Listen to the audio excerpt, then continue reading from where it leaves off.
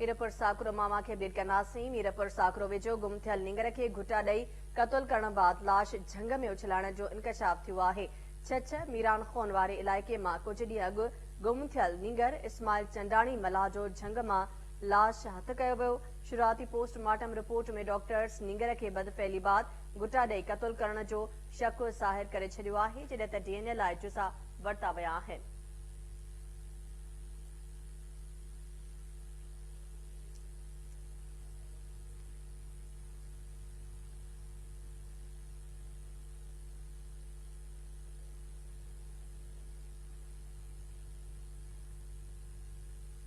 मीरपुर साकरो वेझो गुम थियल नींगर खे घुटा ॾेई क़त्ल करण बाद लाश झंग में उछलाइण जो इंकशाफ थियो आहे।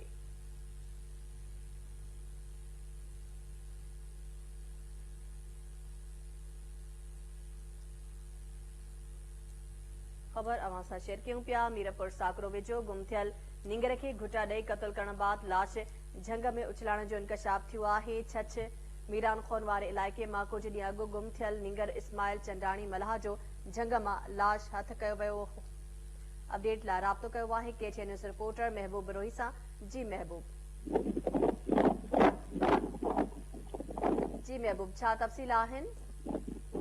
जी बिल्कुल साकरो जे छह मीरान खोर वारे इलाइक़े में अफ़सोसनाक वाक़ियो पेश आयो आहे, जंहिंमें कुझु ॾींहंनि खां पुरसवार नमूने ग़ाइब थियल 12 वरनि जी नींगर इस्माइल वलद मोहम्मद चंडाणी मल्हा जो तशदद थियल लाश हथ आयो आहे। झंग मां लाश हथ अचण खां पोइ पुलिस जेको आहे वारसनि सां गॾु लाश खणाए मीरपुर साकरो शेख ज़ैद तालुका अस्पताल मां पोस्टमार्टम करायो आहे, जंहिंमें इब्तिदाई तौर ते जेका डॉक्टरनि जेका इब्तिदाई रिपोर्ट जारी कई आहे, जंहिंमें इंकशाफ थियो आहे त जेका नींगर आहे फोती इस्माइल चंडाणी मल्हा उनखे तशदद करे घुटा ॾेई उनखे क़त्ल कयो वियो आहे।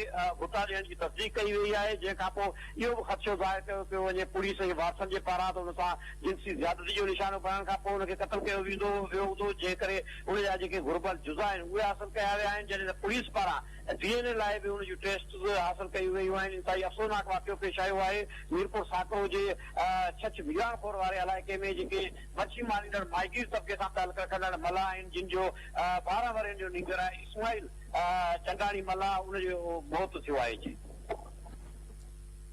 महबूब रोही, तफ़सील लाइ महिरबानी।